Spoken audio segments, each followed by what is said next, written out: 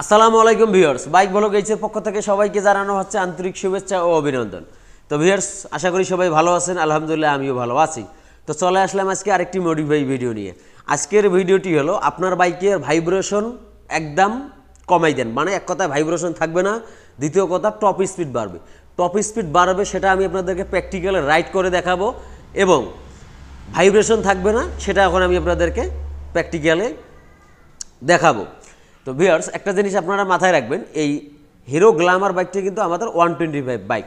ধরেন যে TVS striker বাইকটিও কিন্তু 125, কিন্তু আপনি দুইটাই যদি কম্পেয়ার করেন সেক্ষেত্রে দেখবেন আপনার টিভিএস স্ট্রাইকার বাইকটির কিন্তু টপ স্পিডটা দ্রুত আসে, কিন্তু হিরো গ্ল্যামার বাইকটার আপনার টপ স্পিডটা একটু স্লো, মানে টর্ক বেশি, মানে ইঞ্জিনের শক্তি বেশি, আপনার টপ স্পিড কম। আর স্ট্রাইকার বাইকটার আপনার টপ স্পিড বেশি কিন্তু আপনার টর্কটা একটু কম। আশা করি বুঝতে পারছেন। এখানে স্পকেট থেকে শুধু যে টর্ক কমা বাড়া করা যায় বিষয়টা এমনটা না। আর ইঞ্জিনের টর্কটা সর্বপ্রথম আসে ক্লাস হাউজিং এবং গিয়ার ড্রাইভেন আমরা যেটা বলি, বা গিয়ার ড্রাইভ, এই দুইটা অংশ। তারপরে আসে gear box transmission, counter shape transmission, main shape transmission, এবং তারপরে তৃতীয় অপশন হলো আপনার সামনের স্পকেট এবং পেছনের স্পকেট। তো আসলে ওভারঅল তিনটে বিষয় মিলিয়ে কিন্তু একটা বাইকের টর্কটা কিন্তু আসে। আশা করি বুঝতে পারছেন। তো অনেকেই কমেন্টস করে আমাকে বলেন যে ভাই কোম্পানি করলো না কেন? কারণ ভাই দেখেন, আপনার চাহিদা একরকম থাকতে পারে, আমার চাহিদা একরকম থাকতে পারে। কোম্পানি তো সব কিছু বিবেক বিবেচনা করে একটা বাইক তৈরি করে দেয়। আর আপনার মতো চাইলে আপনার মতো বাইক তৈরি করতে হবে, আমার মতো আমি যদি মনে করি তা আমার মতো তো বাইক তৈরি করতে হবে। এটা কি সম্ভব? সম্ভব না। তো যেমন ধরেন, আপনি একটা নতুন বাইক কিনলেন, সিরামিক কোটিং করলেন, এটা তো কোম্পানি দিতে পারতো, এটা তো আপনি প্রশ্ন করতেই পারেন কোম্পানি দিল না কেন? তো এটা কি পসিবল? সেম একইভাবে মডিফাই করা হয়, এক একজন কাস্টমারের এক একটা চাহিদা থাকে, কারো শক্তি বেশি লাগে, কারো টপ স্পিড বেশি লাগে, ইত্যাদি ইত্যাদি। তো ভিউয়ার্স, কথা আর বাড়াবো না। এই বাইকটির আমি 2 দিন আগে কাজটা করে আমি টেস্টে রাখছিলাম। তো এটার এখন যেটা ফলাফলটা আমি পাচ্ছি যে আপনার সেকেন্ড গিয়ারে, আপনার ফার্স্ট গিয়ারে 40 থেকে 45-এর মধ্যে আসবে, সেকেন্ড গিয়ারে 75 থেকে 80 আসবে। আমি থার্ড গিয়ার পর্যন্ত দিছি। আমি এর আগে একটা ভিডিওতে বলছিলাম আমার এলাকার রোড মানে ছোট রোড বলা চলে, বা এক কথায় গ্রাম অঞ্চল বলা চলে। আমি সর্বোচ্চ 3 নম্বর গিয়ার দিয়ে আমি আবার স্পিডটা কমিয়ে নিছি। তো থার্ড গিয়ারে আমি পাইছি 90, সেকেন্ড গিয়ার পাইছি 75 থেকে 77, বা ধরা যায় 80-র মধ্যে। কারণ এইটা পুরাতন বাইক, এই বাইকটার ইঞ্জিনের পারফরমেন্স ততটা ভালো না, রিং পিস্টনের একটু সমস্যা আছে। তো এই বাইকটা যে শুধু আমরা স্পোকেটের কাজ করছি তাই নয়, আরও কী কী কাজ করছি সেই বিষয়গুলো আমি আপনাদেরকে আগে বলে দিব। তারপরে কোন বাইকের স্পকেট বা কী এসব বিষয়, এর মাঝে আমরা সব কিছু ইনশাল্লাহ আপনাদেরকে শেয়ার করব। তো চলুন আমরা ভিডিওতে চলে যাই। তো ভিউয়ার্স, বাইকটি আমরা বেশি রাইড করব না, কাস্টমার আমার সঙ্গেই আছে। জাস্ট আমি ফার্স্ট সেকেন্ড সর্বোচ্চ হলো থার্ড গিয়ার পর্যন্ত আপনাদের টপ স্পিডে চেক করে দেখাবো।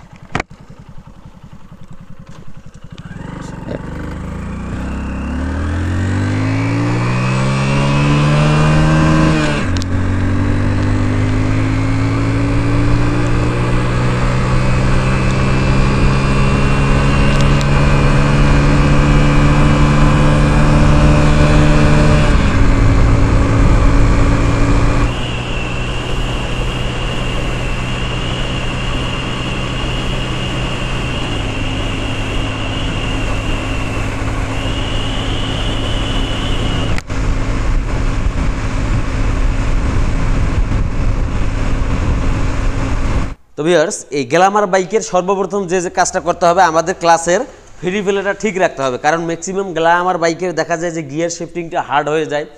গিয়ার শিফটিং আপনার সফট করার জন্য আমরা একটু পরিমাণে বেশি ক্লাসটা টাইট করে দিই। তো এটা করা যাবে না, আপনার ক্লাসের ফ্রি ফিলেটা ঠিক রাখবেন।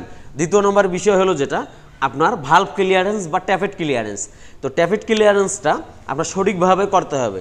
যেমন ধরেন, আপনার এই গ্ল্যামার বাইকের ভাল্বটা থাকবে 0.05 mm, এবং সেম এক্সস্ট ভাল্বটাও থাকবে 0.05 mm। তার সঙ্গে তেল অ্যাডজাস্ট, এয়ার ফিল্টার ক্লিন অথবা পরিবর্তন করতে হবে 12,000 কিলোমিটার পর পর, আর 1,000 কিলোমিটার পর পর ক্লিন করতে হবে। স্পার্ক প্লাগের গ্যাপটা রাখবেন 0.08 থেকে 9 mm এর মধ্যে। কিন্তু এখানে বিষয়টা হলো যেটা আমি যে বললাম যে এই বাইকটার কন্ডিশন অতটা ভালো না। এক কথা আপনার রিং পিস্টনটা কিন্তু তত একটা ভালো না, ইঞ্জিন অয়েল শর্ট হচ্ছে। এক কথা পুরাতন বাইকে আমি যে পিলিয়ন নিয়ে যে টপ স্পিডটা আপনাদেরকে দেখাইলাম, আমার কাছে মনে হয় যে অনেক বেটার। আর এবং বাইকটার ভাইব্রেশন একদম নাই বলতেই চলে। ভাইব্রেশন না থাকার কারণ হলো আপনার টায়ারের প্রেশার এবং ইঞ্জিনের যে মাউন্টগুলো, তার সঙ্গে যেহেতু আমরা স্পোকেট মডিফাই করছি, টপ স্পিডটা দ্রুত উঠতেছে, আপনার ভাইব্রেশনটা কিন্তু কমে যাচ্ছে।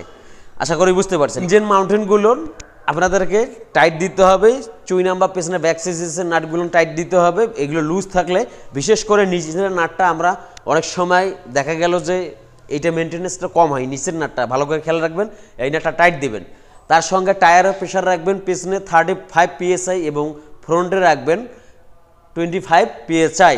অবশ্যই ভালো মানের ভলকানাসের দোকানে যেয়ে ভালো মানের মিটার দিয়ে আপনারা টায়ারের প্রেশারটা মাপ দিবেন। তো এই পুরাতন বাইক বা এই বাইকটা যে টপ স্পিড আছে, আপনাদের ভালো কন্ডিশনের বাইক হলে অবশ্যই ভালো একটা টপ স্পিড পাওয়ার সম্ভাবনা আছে। কারণ এই বাইকটারে আমি আপনাদেরকে আরেকটা জিনিস দেখাবো, যে আপনার সামনের যে ব্রেক প্যাড বা ব্রেক ডিস্কটা কিন্তু এটা আপনার সমস্যা আছে। এই যে দেখেন চাকাটা কিন্তু 100% ফ্রি না, কারণ এই বাইকটা দিয়ে আমি এর আগে একটা ভিডিও দিয়েছিলাম আপনার ওই পুরাতন বাইক কী কী চেক করতে হবে। তো এই বাইকটির কিন্তু আপনার ব্রেক ডিস্কটা টাল, ব্রেক যখন ধরেন মনে হয় যে ABS আছে, এমনটা মনে হয় যে ধরতেছে ছাড়তেছে এইরকমটা করতেছে।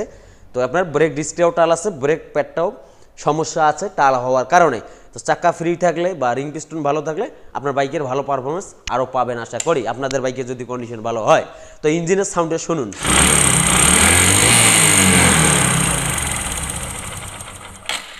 এক কথায় এই বাইকটার ফুল ইঞ্জিনের কাজ করতে হবে। তো আশা করি বুঝতে পারলেন, আপনার রিং পিস্টন ভালো হলে আরও টপ স্পিডটা ইনশাল্লাহ আরও বেশি পাবেন এবং বাইকের ভাইব্রেশনটাও কমে যাবে, তেল মাইলেজটাও ভালো পাবেন। সব কথার শেষ কথা, আপনার গ্ল্যামার বাইকের সামনে থাকে 14 দাঁতের স্পকেট, আমরা লাগাইছি এটা 15 দাঁতের স্পকেট। এই স্পকেটটা একটু খুঁজতে বা মিলাইতে আমার একটু সময় লেগে গিয়েছে। আরও আপনাদের অনেক কমেন্টস আছে, আমি দেখে ইনশাআল্লাহ নেক্সটে পর্যায়ক্রমে আমি ভিডিও তৈরি করব। তো চেনের যে ফ্রি ভেলাটা আছে, এই চেনের ফ্রি ভেলাটা কিন্তু অবশ্যই ঠিক রাখবেন। তো আমরা এই বাইকটার যে স্পকেটটা মডিফাই করলাম, এই স্পকেটটা আপনার নতুন যখন নেবেন বা স্পেয়ার পার্টসের দোকান থেকে যখন নেবেন, তখন পালসার 35 পালসার 135 সিসির যে বাইকটা বাংলাদেশে ছিল, এখন তো ওই বাইকটা বাজারে নেই। তো ওই পালসার 35-এর কিন্তু টপ স্পিড অনেক ভালো পাওয়া যায়, আমার হাত দিয়ে 120 পর্যন্ত তোলা ছিল এক সময়। তো যাই হোক, তার সঙ্গে পালসার 35-এর যে এই যে লকটা আছে স্পকেট লকটা, এটা আপনারা ক্রাই করে 2টা নাট দিয়ে লাগাই নেবেন। আর পরে 8mm 2টা নাট দিয়ে লাগাই দিবেন, পালসার 35-এর স্পকেট লাগাই দিবেন। লাগাই দেওয়ার পর আপনার বাইকের সেন্সেট যদি ভালো থাকে, মানে এক কথায় চাকাটা যদি সামনের দিকে আগা থাকে, সেক্ষেত্রে দেখা গেলো একটা পোর বা একটা লিঙ্ক প্লাস করা লাগতে পারে, নাও লাগতে পারে। তো এই বাইকটা লাগে নাই, যেহেতু সেন্সেটটা একটু দুর্বল ছিল, পেছনে পাছানো ছিল। তো এই বাইকটাতে আমাদের একটা এক্সট্রা লিঙ্ক ইউজ করা লাগেনি, স্টক যে ছিল ওটাতে আমাদের হয়ে গিয়েছে। তো ভিউয়ার্স, আশা করি ভিডিওটি আপনাদের হেল্পফুল হবে। ভিডিওটি ভালো লাগলে অবশ্যই একটা লাইক করে দিবেন, মূল্যবান মতামত কমেন্টস করে জানাই দিবেন এবং আমার চ্যানেলে নতুন দর্শক হলে সাবস্ক্রাইব করে নোটিফিকেশন অল করে দিয়ে আমাদের সঙ্গেই থাকবেন। সবাই ভালো থাকবেন, আল্লাহ হাফেজ।